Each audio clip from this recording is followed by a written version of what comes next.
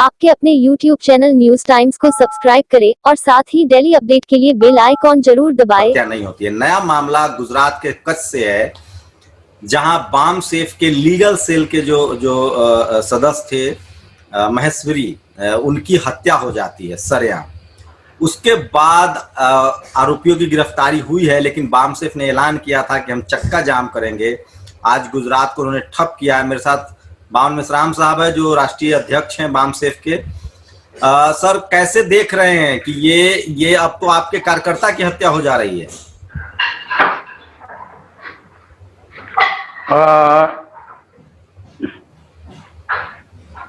माओ ने एक जगह लिख कर रखा है, जब आपका दुश्मन आपकी नोट नहीं लेता हो तो आप दुश्मन से बहुत पीछे है, बहुत पीछे है। और जब आपके विरोध में कुछ बोला जाता है, लिखा जाता है, तो समझ जाने का कि अब आपका संगठन उसके बराबरी में आ गया है। फिर तीसरी बात कही माओ ने,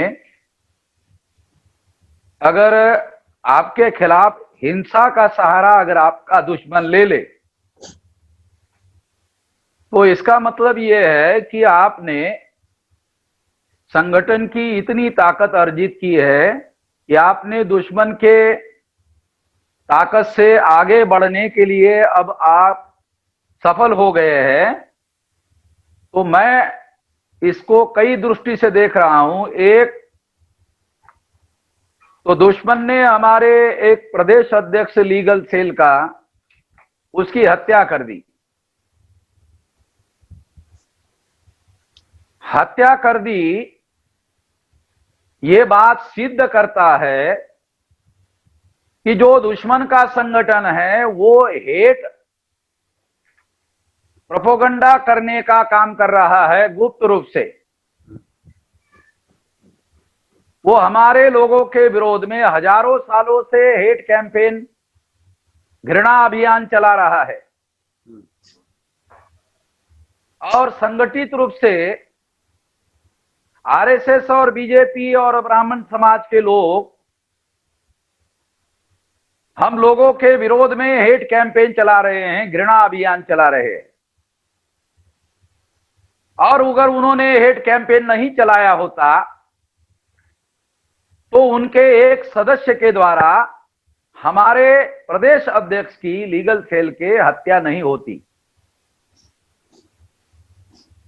अगर उन्होंने हत्या की है तो ये इस बात का सबूत है कि वो लोग संगठित रूप से हेट कैंपेन चला रहे हैं, घृणा अभियान चला रहे हैं, मगर गुप्त रूप से चला रहे हैं।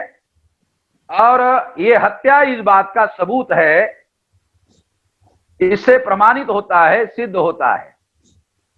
आगे की क्या रणनीति होगी? अब एक बात तो ये है, पहली बात मैंने आपको ये बताई कि अब हमारी ताकत इतनी बढ़ गई है कि हम दुश्मन को कई जगह पीछे ठेलने में कामयाब हो रहे हैं। और आने वाले 10 साल में, मैंने शंभू जी आपको बताया था कि आने वाले 10 साल में इस देश में हम अपने टर्म्स एंड कंडीशन पर, जो भारत का संविधान है उसके अनुसार इस देश का कारोबार चलेगा। बाबा साहब आंबेडकर के जो बच्चे हैं, बाबा साहब आंबेडकर के जो अनुयायी है, उनके मर्जी के बगैर इस देश को चलने नहीं दिया जाएगा। 10 साल में इतनी बड़ी ताकत हम लोग अर्जित कर लेंगे, संविधान के दायरे में रहकर ये काम करने में हम कामयाब हो जाएंगे, ऐसा मेरा मानना है। एक और भयंकर बात मैं आपको शंभू जी बताता हूं। इंडियन एक्सप्रेस ने हत्या करने वाले का समर्थन किया, जनसत्ता ने समर्थन किया और हमारे ऊपर झूठ का आरोप लगाया कि ये लोग ब्राह्मण के विरोध में हेट कैंपेन चला रहे हैं। इसकी वजह से ब्राह्मण के लड़के ने उसकी हत्या कर दी। अगर हम लोग अपने लोगों में ब्राह्मणों के विरोध में हेट कैंपेन चला रहे थे तो हमारे लोगों के द्वारा ब्राह्मण को धरना चाहिए था, पकड़ना चाहिए था, बांधना चाहिए था और उसकी हत्या करनी चाहिए थी। अगर वो ऐसा करते तो ये बात सिद्ध हो जाती कि हम लोग ब्राह्मणों के खिलाफ हेट कैंपेन चला रहे हैं, जबकि सच्चाई ये है कि ब्राह्मण ने हमारे आदमी को मारा, हमारे आदमी ने ब्राह्मण को नहीं मारा। ये बात सिद्ध करती है कि हम हेट कैंपेन नहीं चला रहे, वो लोग हेट कैंपेन चला रहे हैं। मगर इंडियन एक्सप्रेस ने और जनसत्ता ने झूठी खबर लगाकर उस ब्राह्मण का, हत्या करने वाले ब्राह्मण का समर्थन किया। इसलिए इंडियन एक्सप्रेस के विरोध में मीडिया में बहुत बड़ा कैंपेन मैं शुरू करने जा रहा हूं। जो आप कह रहे हैं कि अगली रणनीति क्या है, एक। दूसरा, जनसत्ता के विरोध में सारे देश भर में मीडिया के द्वारा एक कैंपेन हम लोग शुरू कर रहे हैं और उसको, जनसत्ता को और इंडियन एक्सप्रेस को चौराहे पर देश भर में जलाएंगे। तीसरी बात, हाई कोर्ट और सुप्रीम कोर्ट में इंडियन एक्सप्रेस और जनसत्ता के खिलाफ में केस दायर करेंगे। ये जो झूठा हमारे खिलाफ हेट कैंपेन हमने चलाया, ऐसा कहकर जो झूठा का आरोप लगाया, अगर हम 3.5% ब्राह्मण को 3.5% कहते हैं और 3.5% ब्राह्मणों ने विधायिका पर कब्जा किया, कार्यपालिका पर कब्जा किया, न्यायपालिका पर कब्जा किया, मीडिया पर कब्जा किया, 5 नेशनल लेवल की पार्टियां बनाई, अगर हम ये कहते हैं तो ये सारा फैक्ट है। फैक्ट कहना हेट कैंपेन चलाना नहीं होता है। सत्य को कहने का मतलब घृणा अभियान चलाना नहीं होता है। अब हम लोग इतने गधे नहीं हैं, हम लोगों को सारी बातें समझ में आती है। इसलिए इंडियन एक्सप्रेस के खिलाफ में और जनसत्ता के विरोध में हम लोग आवश्यक कार्रवाई करेंगे, संगठनात्मक करेंगे और मीडिया के द्वारा करेंगे और कानूनी कार्रवाई करेंगे और उनको कोर्ट में जवाब देना होगा। आपसे मेरी कई बार बात हुई थी, आपने कहा था कि जिसके पास संगठन की ताकत होती है उसका बाल बांका नहीं हो सकता। अब तो आपके कार्यकर्ता की हत्या हो गई। हाँ, अब आरएसएस के लोगों की बहुत जगह हत्या हुई है। उनकी तो केंद्र सरकार है, शंभू जी।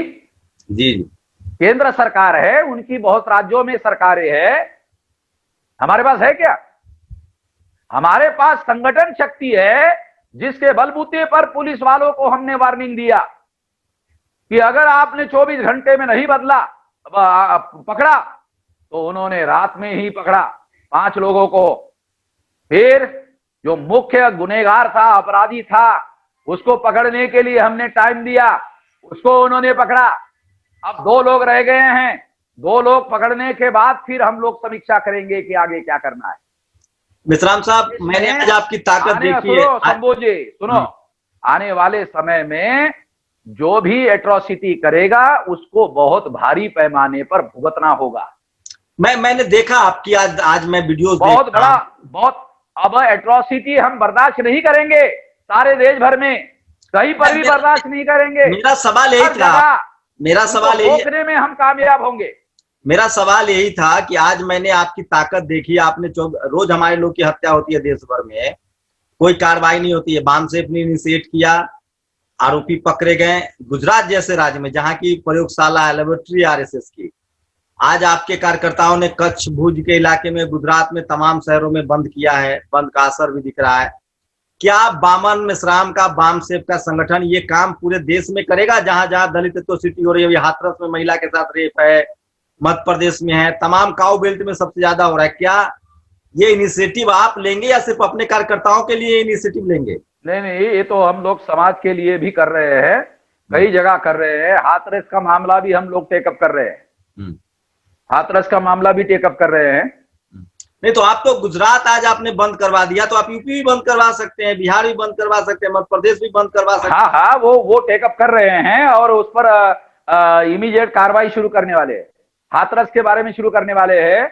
आजमगढ़ में भी एक घटना हुई है, उसके लिए 2-3 लोग अरेस्ट हो गए हैं। एक आदमी अरेस्ट नहीं हुआ तो उसकी कार्रवाई शुरू कर रहे हैं। क्या क्या मैसेज क्या देंगे, क्या रणनीति होनी चाहिए एससी एसटी ओबीसी माइनॉरिटी को, और खासकर उन जगहों पर क्या कहेंगे जहां ओबीसी के लोगों को ही आगे करा के एट्रोसिटी कराया जाता है? एक महत्वपूर्ण बात मैं आपको बताना चाहता हूं कि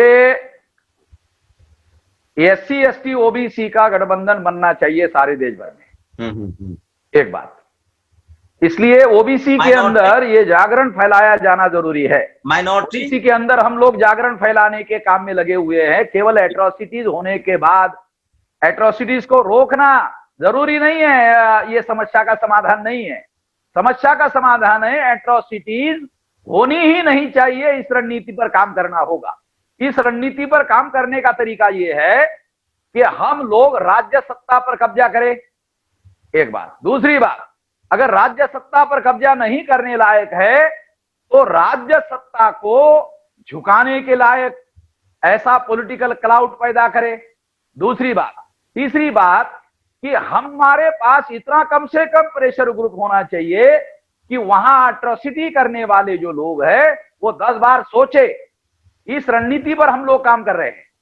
तो सर आपके पास तो ताकत है, आपके पास तो पूरे देश के हर जिले में आपके कार्यकर्ता हैं, लाखों कार्यकर्ता है। अब आपको कितनी ताकत चाहिए? आप तो जिस गुजरात में आप बंद करवा सकते हैं चक्का, तो आप तो देश भर में करवा सकते हैं। शंभू जी, आप पत्रकार न है भाई, आप संगठन करता थोड़ी है। आप केवल अपने ताकत के बलबूते पर हर बात करने लायक नहीं होते हैं। आपके दुश्मन की भी ताकत होती है। जब आपके संगठन की ताकत है तो आपके दुश्मन की भी ताकत होती है। वो सारी बातें ध्यान में रखकर इस काम को करना होता है।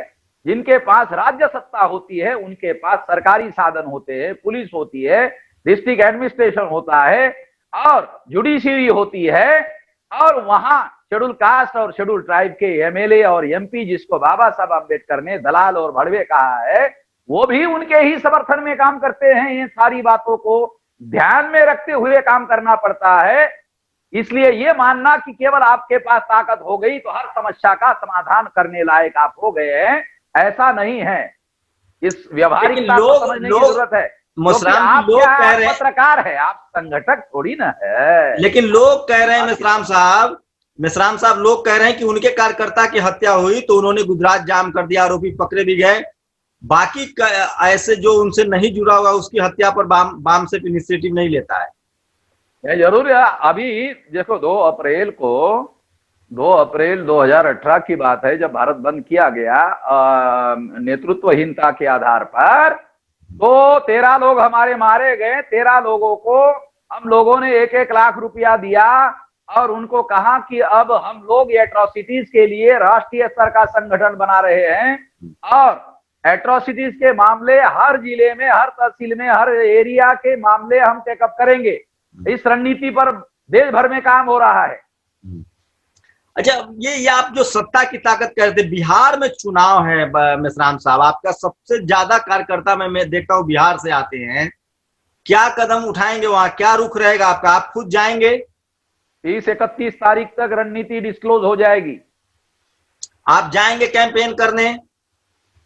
अभी क्योंकि वर्चुअल और डिजिटल टेक्नोलॉजी का उपयोग करना है तो जाने की जरूरत ही नहीं है, क्योंकि फील्ड में जाने का काम नहीं है। वर्चुअल टेक्नोलॉजी का और डिजिटल टेक्नोलॉजी का उपयोग करते हुए ज्यादा से ज्यादा लोगों तक मैं अपनी आवाज पहुंचाऊंगा और किसको वोट देना चाहिए, किसको वोट नहीं देना चाहिए, इसके बारे में हम लोग कोशिश करेंगे। क्या क्या होगी रणनीति? आप लोग क्या किसको देना चाहेंगे? उचित समय पर बताऊंगा। अभी 30-31 तारीख तक ये बातें हम डिस्क्लोज कर देंगे। मध्य प्रदेश में बाइपोल है, वहां क्या इनिशिएटिव लेंगे आप? मध्य प्रदेश हमारी प्राथमिकता में नहीं है, बिहार प्राथमिकता में है। मध्य प्रदेश प्राथमिकता में नहीं है। एक आखिरी सवाल, ये जो देश भर में कास्ट एट्रोसिटी हो रहा है, खासकर शेड्यूल कास्ट के लोगों को, महिलाओं के साथ रेप, युवाओं की हत्या, जेल में डाल देना उनके लोगों को, प्रशांत कनौजिया जैसे पत्रकार को जेल में डाल दिया जा रहा है, क्या इसको लेकर भी, चूंकि बाम सेफ से उम्मीदें बहुत हैं लोगों को? देखो, लोगों की उम्मीदें है, उसकी वजह यह है कि हमने संगठन की शक्ति इतनी अर्जित की है और क्रेडिबिलिटी अर्जित की है। लोग अगर उम्मीद करते हैं तो वो गलत नहीं है। हम उम्मीदों पर खरा उतरने की आने वाले समय में कोशिश करेंगे। अच्छा, क्या लग रहा है ये जो हत्या है, इसको कुछ लोग कह रहे हैं कि ये एक आदमी, एक लड़का था जिसको अच्छा नहीं लगा और वकील साहब की 2-3 महीने से 1-2 महीने से बहस हो रही थी, उसने जाके हत्या कर दी। इसको जनरलाइज नहीं करना चाहिए। नहीं, मैं ये कह रहा हूं, ये आप कंफर्म है कि इसमें आरएसएस का हाथ है? बीजेपी की सरकार है, इसीलिए तो हौसला बढ़ा हुआ है। और ये इसके पहले वहां के ब्राह्मण महासभा के लोगों ने खुलकर विरोध किया है और उस ब्राह्मण महासभा में आरएसएस के बहुत सारे कार्यकर्ता है। ये कोई आज का अनुभव थोड़ी है, पिछले 10 साल से हम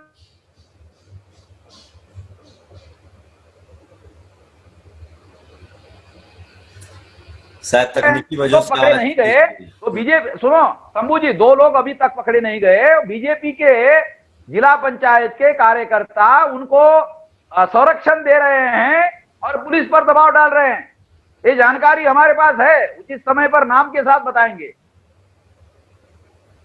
आपका भी विरोध बहुत ज्यादा हुआ था गुजरात में। क्या लग रहा है कि गुजरात में सबसे ज्यादा संगठित तरीके से मनुवाद काम करता है? मेरे विरोध में जानलेवा हमला करने का काम हुआ है बीजेपी की सरकार में, मध्य प्रदेश में, गुजरात में। मगर मैं डरने वाला नहीं हूं, मैं कुत्ते की मौत मरने वाला नहीं हूं और हम लोग लड़ते लड़ते मरेंगे। इसके लिए ये आंदोलन चलाया है। इसका मतलब ये नहीं है कि हम कुत्ते की मौत मरने के लिए अपने आप को तैयार कर रहे हैं। हम इस देश में दिमाग का उपयोग करेंगे। दिमाग का उपयोग बाबा साहब आम्बेडकर ने सफलता हासिल करने के लिए किया। दिमाग का उपयोग करेंगे। हम ब्राह्मणवाद की विचारधारा के विरोध में प्रचार कर रहे हैं। संविधान के आर्टिकल 19 के तहत ब्राह्मणवाद के विरोध में प्रचार प्रसार करने का मौलिक अधिकार है, फंडामेंटल राइट है। मैं इंडियन एक्सप्रेस के लोगों को बताना चाहता हूं, मैं जनसत्ता के लोगों को बताना चाहता हूं कि आर्टिकल 19 के तहत ब्राह्मणवाद एक विचारधारा है, हजारों सालों से लोगों पर अन्याय करने वाली विचारधारा है। उसके विरोध में लड़ने का हम लोगों को मौलिक अधिकार है। उसके तहत हम लोग लड़ रहे हैं और किसी प्रकार का कॉम्प्रोमाइज नहीं करेंगे और किसी प्रकार की लड़ाई पीछे नहीं ली जाएगी। मेश्राम साहब, क्या लग रहा है आपको? आपने आज गुजरात बंद कर दिया, आगे आरोपी की गिरफ्तारी भी हुई है। अब यही रास्ता है कि आपके सड़कों पर उतरना पड़ेगा, लोगों को मैसिव प्रोटेस्ट करना पड़ेगा कॉन्स्टिट्यूशनल तरीके से? नहीं, कॉन्स्टिट्यूशनल तरीके से मासिव प्रोटेस्ट करना एक उपाय है, मगर ये बहुत बेहतरीन उपाय नहीं है। बेहतरीन उपाय है राज्य सत्ता पर कब्जा करना, क्योंकि राज्य सत्ता पर कब्जा करने के बाद में जब उत्तर प्रदेश में ऐसा हुआ तो वहां पर एट्रोसिटीज रोकने में काशीराम जी ने कामयाबी हासिल की थी।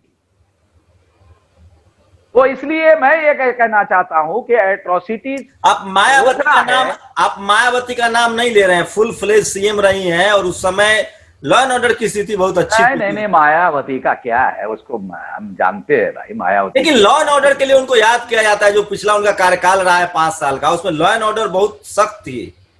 पिछले देखो, पहली बार जब मायावती मुख्यमंत्री बनी तो जितने उत्तर प्रदेश के अपराधी थे नेपाल भाग गए थे।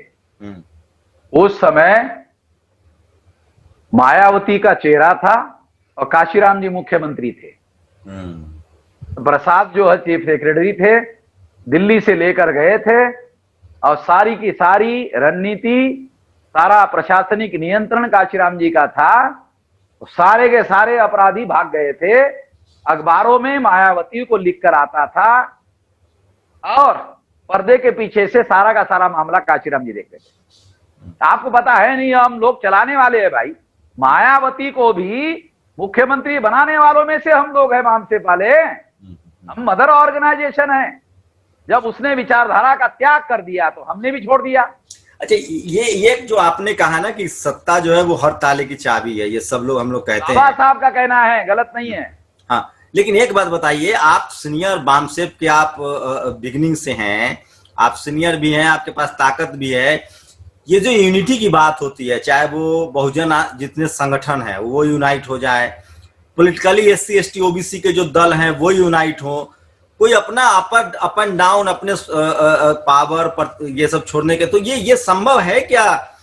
ये संभव दिख रहा है आपको? क्योंकि संसाधन विहीन समाज है, टुकड़ों में बटा हुआ समाज है, SC ST OBC के जो भी राजनीतिक दल हैं और जो भी सामाजिक संगठन है, उसको जोड़ने की कोई कोशिश हो सकती है? क्योंकि ये सबसे ज्यादा मुझसे लोग यही सवाल पूछते हैं।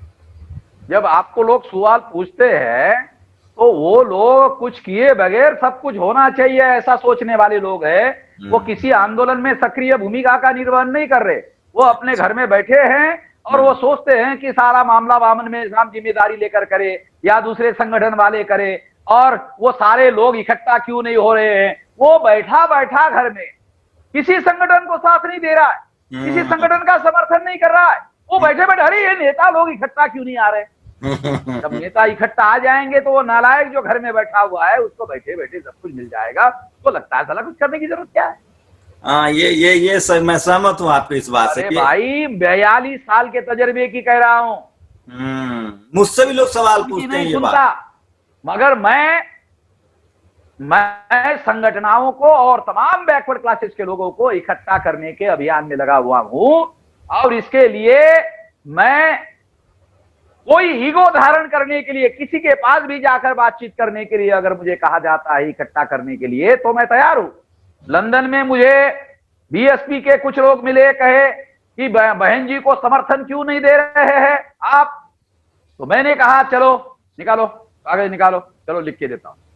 तुमको एक काम करना है कि बहन जी के पास जाओ, और ये मेरी केवल एक शर्त है कि काशीराम जी ने ये जो ब्राह्मण है उन लोगों को संगठन में नहीं लेने का, उसका सारा का सारा लिख के रखा हुआ है, और उसको पदाधिकारी नहीं बनाने का, तो उनको निकाल दो।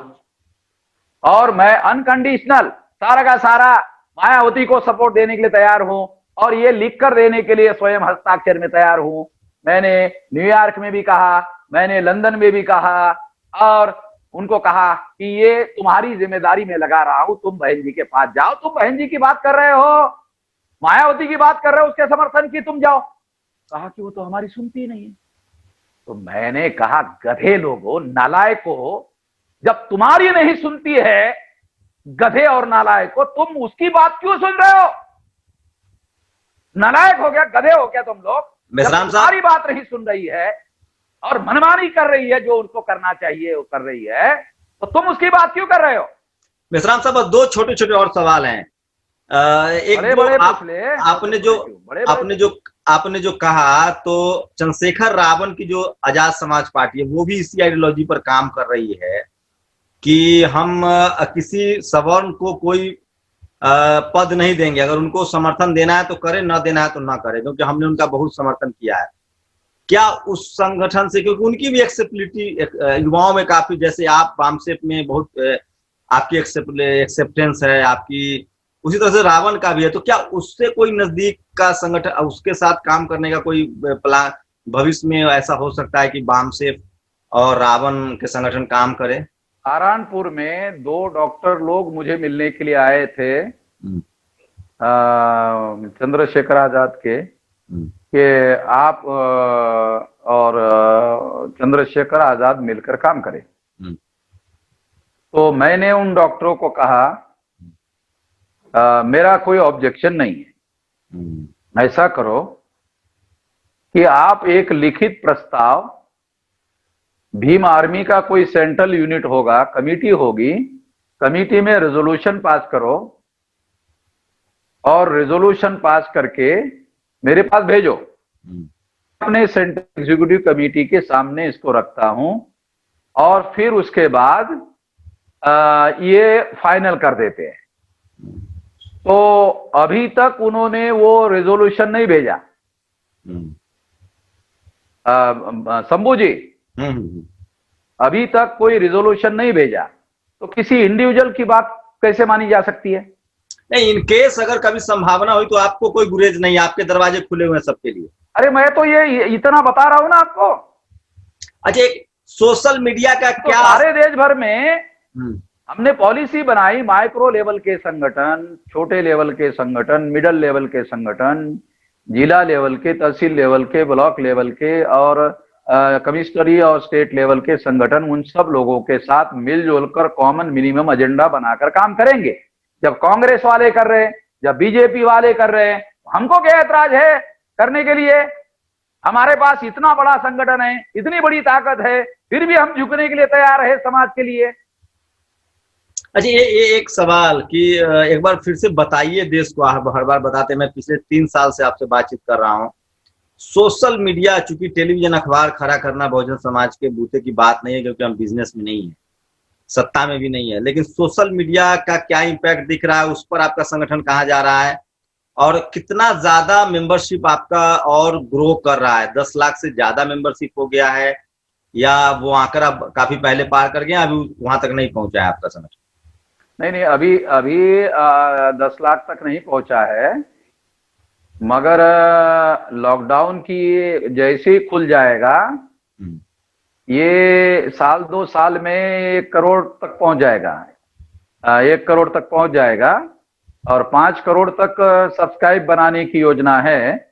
और अब मैंने अपने हाथ में लिया हुआ है सारा मामला और ये हम लोग शुरू कर रहे हैं। अब हमारा हर जिले में प्रतिनिधि होगा, साल भर में सोशल मीडिया चलाने वाला हर जिले में प्रतिनिधि होगा और लगभग 500 लोग जो है वो 2024 तक हमारे होंगे हर जिले में सोशल मीडिया की खबरों को देने के लिए। ऐसा नेटवर्क मैं खड़ा कर रहा हूं। और जो हमारे पास बामसेफ का दूसरा और भारत मुक्ति मोर्चा का, विद्यार्थी मोर्चा का जो यूनिट है, उसके द्वारा तहसील और ब्लॉक स्तर तक ये सोशल मीडिया का नेटवर्क खड़ा किया जाएगा और मिनिमम 2024 तक 1 करोड़ लोगों का हो जाएगा और 2029 तक 5 करोड़ लोगों का हो जाएगा। अभी हमारे पास सोशल मीडिया का इतना बड़ा प्रभाव निर्माण हो गया है कि 4-5 लाख लोग जो है ट्विटर पर ला सकते हैं। और आपको याद होगा शंभू जी, 5 अगस्त को जब बीजेपी, आरएसएस और सारे कांग्रेस के लोगों ने मिलकर देश को राममय बनाने का प्लान बनाया था, तब हमारा अकेले का संगठन था जिन्होंने ब्लैक डे मनाया 5 अगस्त को। और वो ट्विटर पर 3.5 लाख के आगे जा रहा था, तो ट्विटर वालों ने दिखाना बंद कर दिया। तो उसके ऊपर मैं सुप्रीम कोर्ट में केस करने जा रहा हूं। जी शुक्रिया। तो मैं ये बात तो मान गया हूं, 24 घंटे के अंदर बामसेफ ने अपने कार्यकर्ता की हत्या के बाद दबाव बनाया और गुजरात जैसे राज्य में पुलिस को एक्शन लेना पड़ा और गिरफ्तारी हुई।